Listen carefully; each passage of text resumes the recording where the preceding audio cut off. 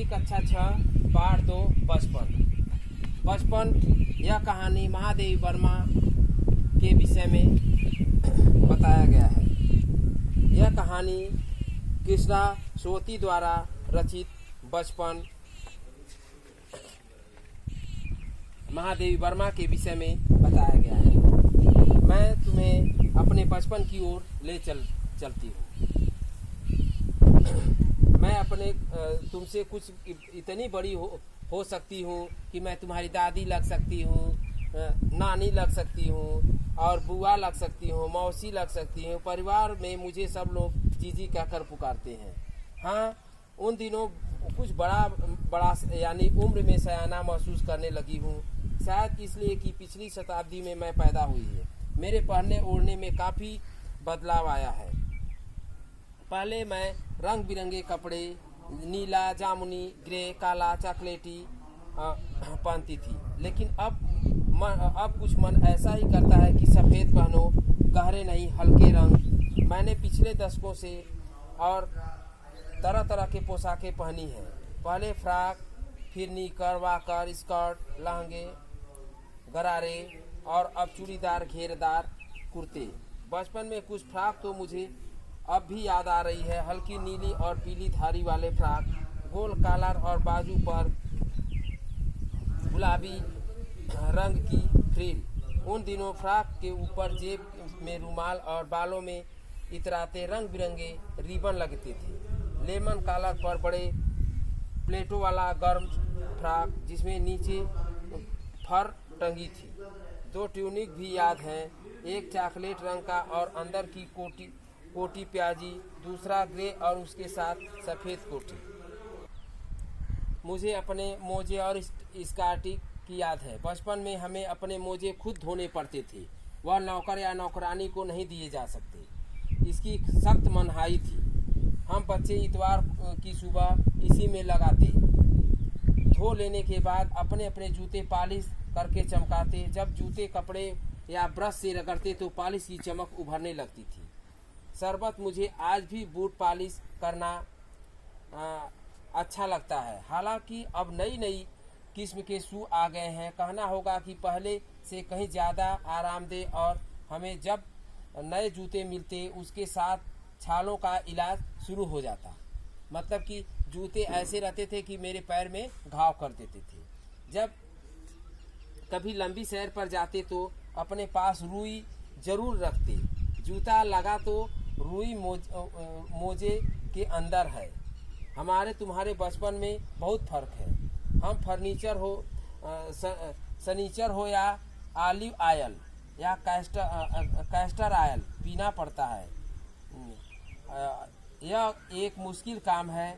शनिचर की सुबह में ही नाक में इसकी गंध आने लगती थी कि छोटे शीशे के गिलास जिन पर ठीक खुराक के लिए निशान पड़े रहते थे देखते थे और मिचली आने लगती थी।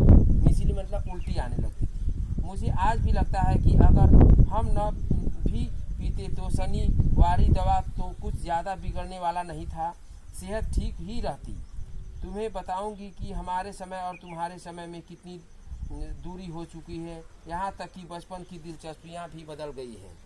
याद रहे कि उन दिनों घरों में ग्रामोफोन थे, कुछ घरों में टेलीविज़न और रेडियो नहीं थे। हमारे बचपन की कुल्फी अब आइसक्रीम हो गई है। कचौड़ी समोसा पेटीज में बदल गए हैं। सहतूत और फालसे खसखस के शरबत कोक और पेप्सी में बदल गए हैं। उन दिनों कोक नहीं, लेमनेड बिमटो मिलती थी। शिमला और नई दिल्ली में बड़े बच्चों को बेंगर्स और डेविस्को रेस्तरां की चॉकलेट और पेस्ट्री मज़ा देने वाली होती थी। हम भाई बहनों की ड्यूटी लगती शिमला माल से ब्राउन ब्रेड लाने की। हमारा घर माल से ज़्यादा दूर नहीं था। एक छोटी सी चटाई और गिरजा मैदान चढ़ाई और गिरजा मैदान पहुँच जाते थे। वहाँ से एक उतरते ही माल पर कन्फेक्शनरी काउंटर पर तरह तरह की पेस्ट्री और चॉकलेट की खुशबू मन भावनी। हमें हफ्ते में एक बार चॉकलेट खरीदने की छूट थी।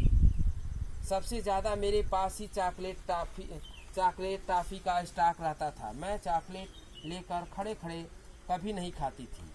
घर लौटकर साइन बोर्ड पर रख देती थी और रात के खाने के बाद बिस्तर में मज़े ले लेकर खाती थी। शिमला में के काफल भी बहुत याद आते हैं।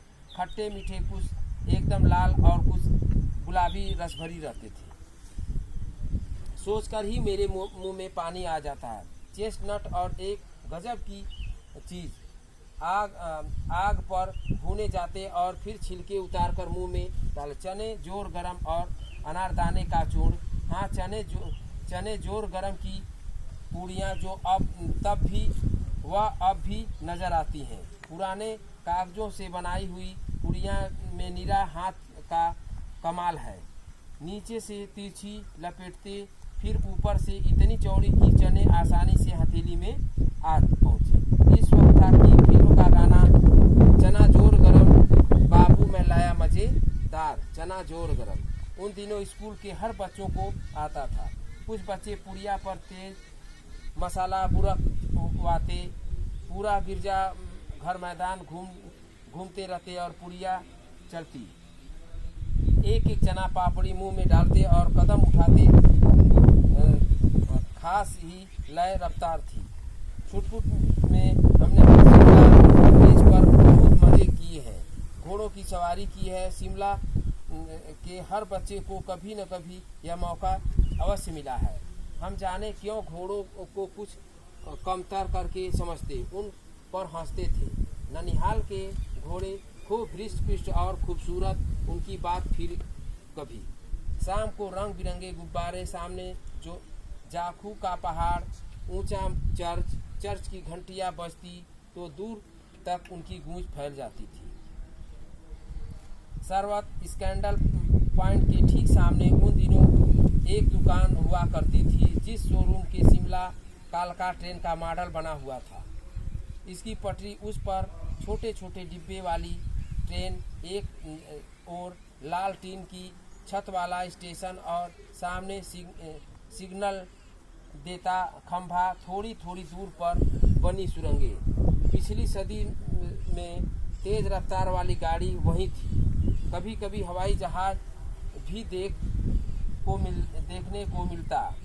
दिल्ली में जब भी उनकी आवाज़ आती, बच्चे उन्हें देखने के लिए बाहर दौड़ दिखता। एक भारी भरकम पक्षी उड़ा जा रहा है पंख फैलाकर, यह देखो, और वह गायब। उसकी स्पीड भी इतनी तेज रहती थी कि हाँ, गाड़ी के मॉडल वाली दुकान के साथ एक और ऐसी दुकान थी जो मुझे अभी कभी तक भी नहीं उतरा। बस नंबर बस कम हो जाता रहा। मैं अपने आप इसकी जिम्मेदार हूँ।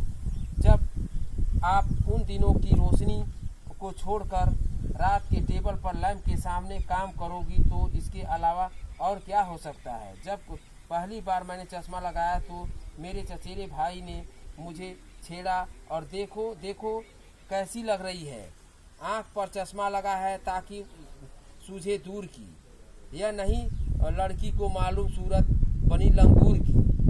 मैं रिझी ही मुझ पर यह क्यों दोहराया जा रहा है, पर सेठ बुरा न लगा। जब वह चाय पीकर चले गए तो मैं अपने कमरे में जाकर आईने के सामने खड़ी हो गई। कई बार अपने को देखा, ऐनक उतारी, फिर पहनी, फिर उतारी, देखती रही, सूरत बनी लंगूर की। नहीं, हाँ, मैंने अपने छोटे भाई का टोपा उठाकर सिर पर लगाया। कुछ अजीब लगा, अच्छा भी और मजाकिया भी। तब की बात थी। अब तो मेरे चेहरे का साथ घुल मिल गया है। चश्मा जब कभी उतरा हुआ होता है तो चेहरा खाली खाली लगने लगता है। याद आ गया कि वह टोपा, काली प्रेम का चश्मा और लंगूर की सूरत। हाँ, इन दिनों शिमला में मैं सिर पर टोपी लगाना पसंद करती हूँ।